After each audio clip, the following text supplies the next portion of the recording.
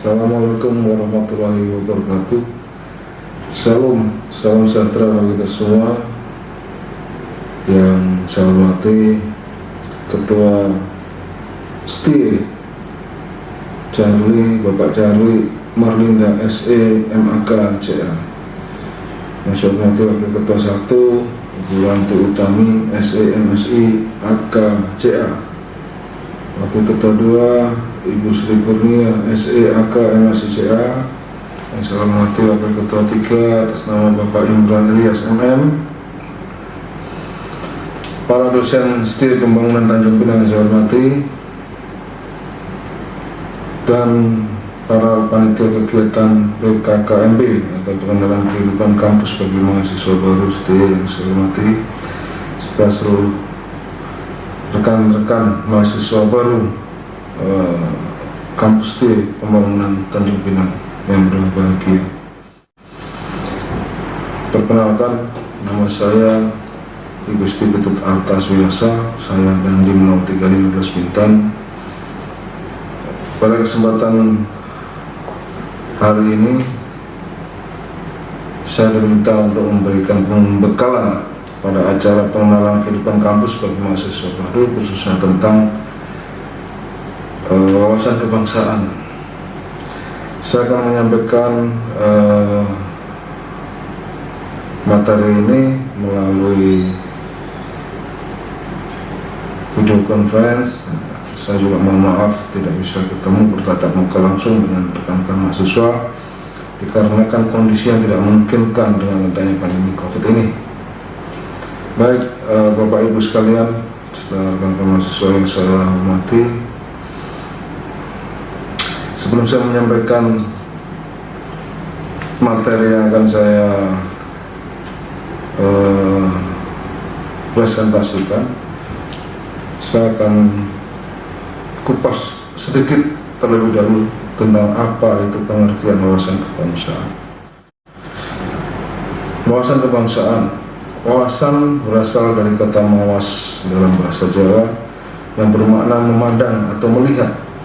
Sedangkan wawasan kebangsaan itu sendiri memiliki pengertian yaitu sudut pandang seseorang mengenai diri dan tanah air sebagai negara kepulauan dan sikap bangsa Indonesia pada diri sendiri dan lingkungan dengan mengutamakan persatuan dan kesatuan wilayah dalam penyelenggaraan hidup berbangsa, bernegara, dan bermasyarakat. Kemudian makna itu juga mencakup beberapa hal yang wajib diimplementasikan sebagai berikut. Yang pertama, mengamanatkan kepada seluruh warga negara untuk menempatkan persatuan dan kesatuan serta kepentingan bangsa di atas kepentingan diri sendiri atau kelompok tertentu. Kedua, tidak memberikan tempat untuk patriotisme yang licik.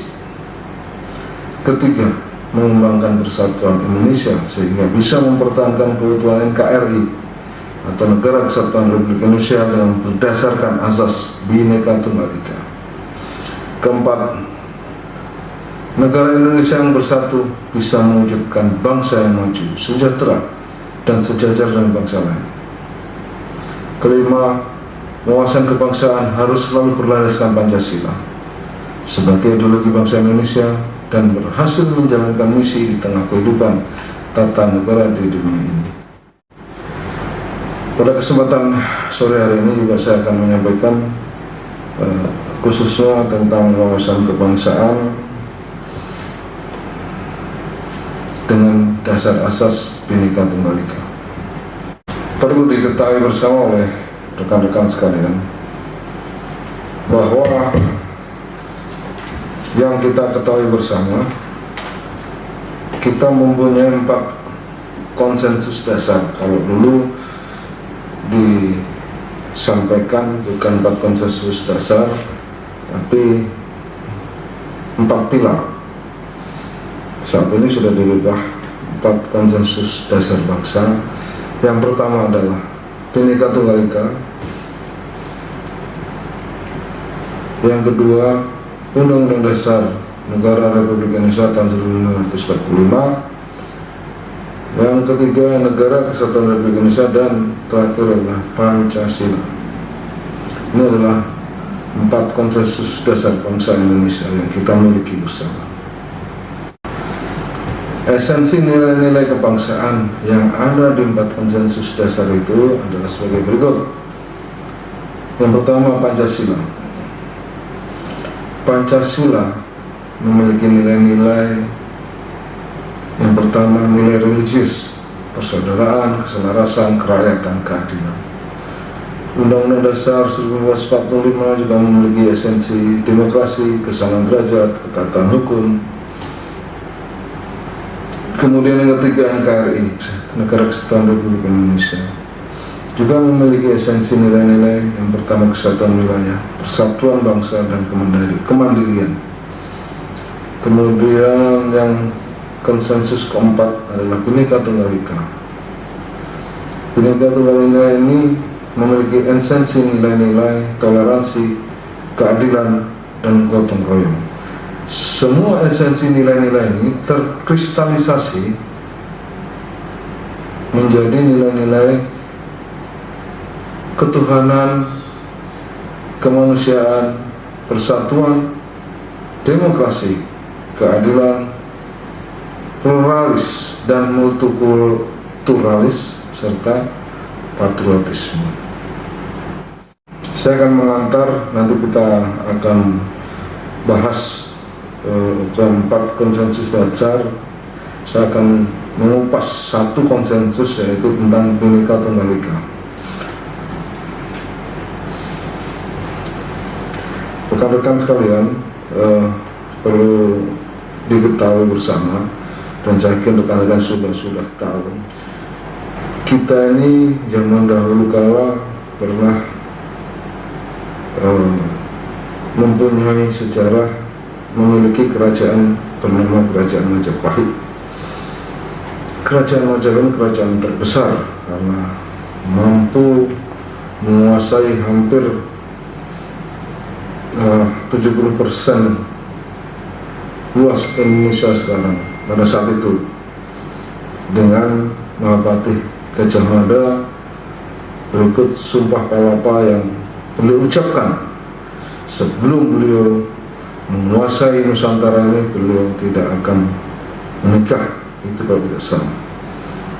Kemudian melakukan penaklukan, dan Kerajaan Majapahit ini menguasai hampir 70% Nusantara, dan akhirnya bubar. Kenapa bubar? Karena banyak terjadi perebutan kekuasaan di kerajaan itu, sehingga dengan mudah kerajaan itu dikalahkan oleh Kerajaan Demak pada saat itu, sehingga bubarlah Kerajaan Majapahit. Pun sama pada saat 1908 berdiri Budi Utomo. Nah, ini awal muasal dari kebangkitan bangsa kita, dengan Sumpah Pemudanya menyatukan suku-suku bangsa yang ada di Indonesia waktu itu dengan kesadaran dalam satu ada untuk melawan penjajah. Mereka diikat kuat dengan Bhinneka Tunggal Ika. Sampai dengan sekarang ini kita bisa menikmati cerita ayah bapak-bapak pendiri bangsa yang sudah berjuang tanpa pamrih, sehingga bangsa ini bisa seperti sekarang. Kalau kita bandingkan pada saat Kerajaan Majapahit, yang terjadi adalah konflik internal kerajaan tersebut. Bagaimana dengan Indonesia sekarang? Negara kita juga, kalau kita lihat sejarah masa lalu, kita selalu hancur karena gampang diadu domba, gampang dipecah belah. Orang-orang yang mempunyai kepentingan tertentu yang menguasai Indonesia ini dengan mudah mereka akan mencaplok Indonesia karena kita gampang dipecah belah. Itu yang terjadi pada saat zaman kerajaan. Bagaimana dengan sekarang? Adik-adik bisa menilai sendiri.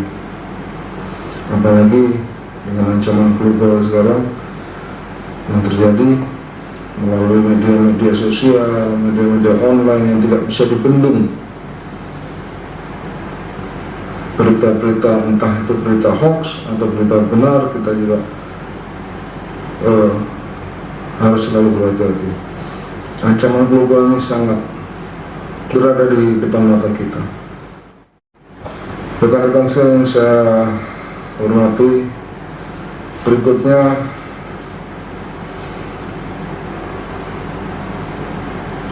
dengan adanya 4 konsensus yang tadi saya sampaikan, 4 konsensus bangsa Indonesia ini adalah merupakan identitas nasional. Kenapa? Karena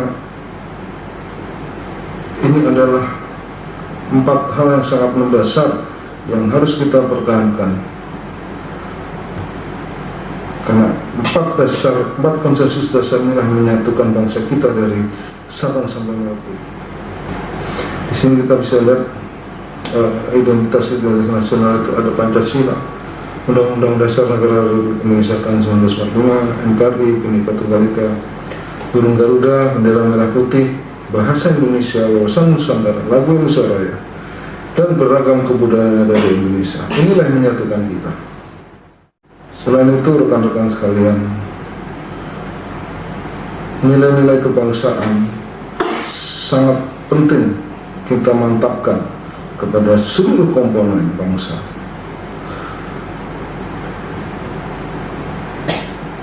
Dengan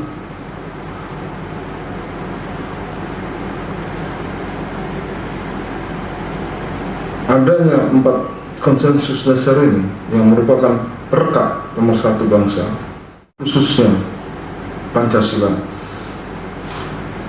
terdapat sesanti yang dicengkram oleh burung Garuda kita, yaitu Bhinneka Tunggal Ika. Bhinneka Tunggal Ika ini adalah wejangan bagaimana cara mengatasi segala bentuk perbedaan agama pada saat itu antara Siwa Hindu dan Buddha waktu itu, yang dirasakan sangat rentan terjadinya konflik pada saat zaman Kerajaan Majapahit. Sebagaimana tertulis dalam buku Sutasoma karya Empu Tantular pada saat itu.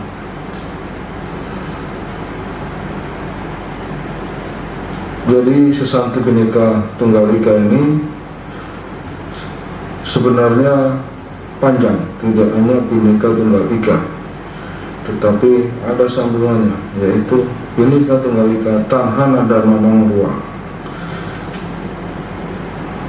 Terjemahnya adalah terpecah belahlah itu, tetapi satu juga lah itu. Tidak ada kerancuan dalam kebenaran. Sejarah Bhinneka Tunggal Ika dalam sejarah nasional Negara Kesatuan Republik Indonesia merupakan warisan kebudayaan yang berasal dari masa-masa kerajaan Hindu, Buddha, dan Islam, tetap lestari dan berakar di masyarakat. Sehingga atas dasar ini pula lah, maka pendiri negara sepakat menggunakan Bhinneka Tunggal Ika yang berarti berbeda-beda tetapi tetap satu jua sebagai semboyan negara kita. Perbedaan tersebut dijadikan para leluhur sebagai modal untuk membangun bangsa ini menjadi sebuah bangsa yang besar. Berdasarkan pasal 36A Undang-Undang Dasar Negara Republik Indonesia tahun 1945 menegaskan bahwa lambang negara adalah Garuda Pancasila dengan semboyannya Bhinneka Tunggal Ika. Ini diangkat menjadi lambang negara dan ditetapkan berdasar Undang-Undang Republik Indonesia Nomor 24 Tahun 2009 tentang bendera, bahasa, dan lambang negara serta lagu kebangsaan. Kemudian dapat saya jelaskan di sini tentang kedudukan sesanti Bhinneka Tunggal Ika. Kedudukan sesanti Bhinneka Tunggal Ika ini merupakan sarana keleluasaan atau kebebasan bagi semua warga bangsa untuk mengembangkan kebudayaan, adat istiadat, tradisi, agama, bahasa, dan tata kehidupan sesuai lingkungan masyarakat, dengan tujuan untuk memperkuat persatuan dan hubungan antar warga yang harmonis. Kedudukan substantif Bhinneka Tunggal Ika ini sangat menginspirasi dan mewarnai Undang-Undang Dasar 1945, di mana Undang-Undang Dasar 1945 merupakan sumber dan kekuatan peraturan perundang-undangan yang ada di Negara Kesatuan Republik Indonesia. Ini adalah nilai-nilai substantif Bhinneka Tunggal Ika. Di awal tadi saya sampaikan ada nilai toleransi, keadilan, gotong royong, solidaritas, kejujuran, kepercayaan, tanggung jawab, kepedulian, produktivitas, semuanya terkristalisasi berupa esensinya yaitu toleransi, keadilan, dan gotong royong. Toleransi merupakan penghormatan, penerimaan, dan penghargaan tentang keragaman yang kaya akan kebudayaan, ekspresi, dan tata cara manusia sebagai makhluk sosial. Kalau dirangkum menjadi satu, toleransi adalah suatu sikap saling terbuka untuk mendengar pandangan yang berbeda. Hakikat toleransi itu sendiri adalah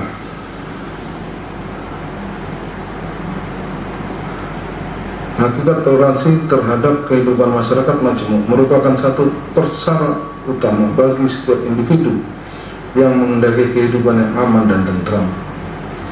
Toleransi berfungsi dua arah, yaitu membukakan dan menerima pandangan serta tidak merusak pegangan agama, keyakinan, dan nilai budaya masing-masing.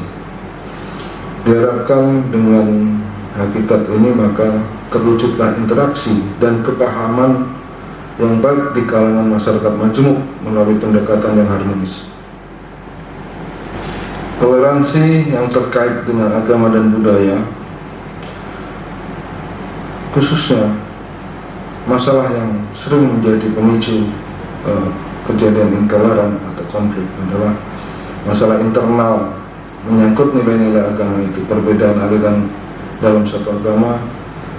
Masalah eksternal umumnya menyangkut sikap dan kebijakan individu atau organisasi dalam respon kebijakan organisasi atau kelompok keagamaan lainnya, khususnya dalam pendirian rumah ibadah agama tertentu. Itu yang sering terjadi di lingkungan kita. Kemudian yang terkait dengan budaya, adanya pelanggaran terhadap adat atau budaya setempat yang sering terkait dengan masalah-masalah intoleran. Rekan-rekan mahasiswa sekalian, implementasi sikap toleransi dan kerukunan masyarakat dapat dilakukan melalui dialog yang melibatkan komponen bangsa dalam setiap pemecahan masalah menyangkut toleransi. Juga dapat dilakukan melalui pendidikan yang berorientasi pada pengembangan akhlak, bela negara, dan moralitas, serta mengembangkan kekayaan seni budaya sebagai kearifan lokal, juga menunjukkan identitas setiap daerah sebagai kekayaan seni budaya bangsa Indonesia dan secara nyata dapat diterima baik oleh seluruh lapisan masyarakat Indonesia. Nilai-nilai kebinekaan yang lain adalah keadilan. Arti keadilan berasal dari kata adil yang berarti jujur, kelurusan, keikhlasan, dan tidak berat sebelah, tidak memihak, serta tidak sewenang-wenang, sesuai Kamus Umum Bahasa Indonesia. Menurut Ensiklopedia Indonesia, kata adil berarti tidak berat sebelah, tidak memihak salah satu pihak, memberikan sesuatu kepada setiap orang sesuai dengan hak yang harus diperolehnya, mengetahui hak dan kewajiban mana yang benar dan yang salah, jujur dan tepat menurut aturan yang berlaku, tidak pilih kasih, tidak pandang bulu, setiap orang diperlukan sesuai hak dan kewajiban. Sehingga kita simpulkan arti keadilan adalah merupakan suatu ukuran keabsahan dalam suatu tatanan kehidupan bermasyarakat, berbangsa, dan bernegara. Hakikat keadilan itu sendiri adalah Hakikat keadilan terhadap kehidupan masyarakat majemuk merupakan suatu ukuran keabsahan dalam suatu tatanan kehidupan bermasyarakat, berbangsa dan bernegara. 3 ciri khas menandai keadilan. Keadilan tertuju kepada orang lain, yaitu masalah keadilan atau ketidakadilan hanya bisa timbul dalam konteks antar manusia. Keadilan harus ditegakkan, keadilan tidak cukup diharapkan atau dianjurkan saja. Keadilan menuntut persamaan atau equality, yaitu atas dasar keadilan kita harus memberikan kepada setiap orang apa yang menjadi haknya tanpa terkecuali. Sehingga keadilan sangat berkaitan erat dengan konteks ekonomi dan hukum, tidak cukup hanya sebatas perasaan dan batin. Perkembangan nilai keadilan menurut hukum, proses keadilan mengenai putusan pengadilan yang ditetapkan oleh aparat penegak hukum dianggap masyarakat tidak berpihak pada rasa keadilan rakyat kecil, sehingga terjadi perlakuan hukum yang diskriminatif, diibaratkan pedang tajam ke bawah, tumpul ke atas. Kemudian dilihat dari sisi ekonomi, usaha rakyat kecil terhimpit oleh pemodal besar. Ini adalah contoh-contoh nilai-nilai keadilan yang tidak sesuai dengan yang kita harapkan bersama. Kemudian implementasi sikap ditempuh dengan cara keadilan. Yang pertama, reformasi hukum bertujuan untuk menciptakan lembaga penegakan hukum yang mampu menghasilkan pemerintahan yang bersih. Kedua, penyediaan pelayanan hukum menyangkut 3 jenis sengketa yang paling lazim dilaporkan oleh masyarakat, yaitu kejahatan, konflik tanah, dan sengketa keluarga. Yang ketiga, ada regulasi atau aturan agar lebih berpihak kepada rakyat kecil. Ini adalah implementasi keadilan yang diharapkan oleh rakyat Indonesia. Berikutnya, nilai-nilai yang ada dalam Bhinneka Tunggal Ika yang ketiga adalah gotong royong. Gotong royong adalah bekerja bersama-sama dalam menyelesaikan pekerjaan dan secara bersama-sama pula menikmati hasil pekerjaan tersebut secara adil. Gotong royong merupakan suatu usaha atau pekerjaan yang dilakukan tanpa pamrih dan sukarela oleh semua warga atas menurut batas kemampuannya masing-masing. Menurut Kuncara Ningrat terbitan tahun 1983, secara konseptual menyebutkan bahwa gotong royong dapat diartikan sebagai model kerjasama yang disepakati bersama. Dalam hal ini, rekan-rekan sekalian, terdapat 2 jenis gotong royong. Yang pertama, gotong royong dalam bentuk tolong-menolong. Yang kedua, gotong royong berbentuk kerja bakti. Mungkin ini semua sudah pernah kita laksanakan dalam kehidupan sehari-hari. Nah, itulah wujud gotong royong. Hakikat gotong royong dalam kehidupan masyarakat majemuk terjadi akibat didorong oleh adanya kebutuhan yang tidak dapat dipenuhi diri sendiri dan dibantu oleh akal pikiran yang dimilikinya. Setiap orang sangat merasakan banyak manfaat dan keuntungannya dari nilai-nilai gotong royong atau bekerja bersama-sama, yang juga dapat memunculkan berbagai kepentingan kelompok.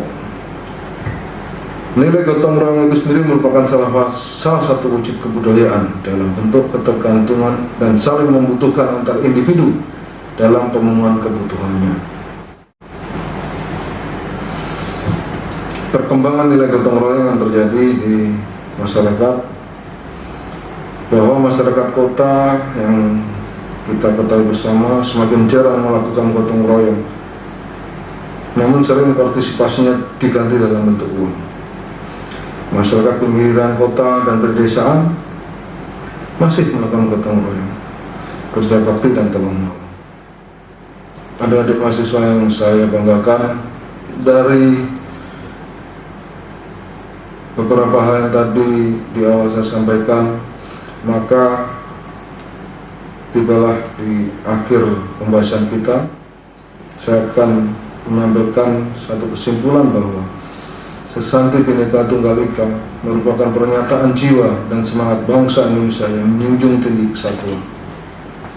Semboyan itu merumuskan dengan tegas adanya harmoni antara hal yang satu dan hal yang banyak, yakni kesatuan dalam kemajemukan. Esensi nilai-nilai sesatu Bhinneka Tunggal Ika meliputi nilai toleransi, nilai keadilan, dan nilai gotong royong. Komponen bangsa sebagai perekat bangsa harus mampu mengaktualisasikan nilai-nilai sesatu Bhinneka Tunggal Ika demi utuhnya Negara Kesatuan Republik Indonesia sepanjang zaman. Demikian apa yang saya sampaikan, mudah-mudahan bisa menjadi panduan, bisa menjadi pengetahuan baru bagi adik-adik sekalian dalam rangka mengabdikan diri kepada Negara Kesatuan Republik Indonesia yang kita cintai bersama. Sekian dan terima kasih. Jayalah Indonesiaku, tetap semangat.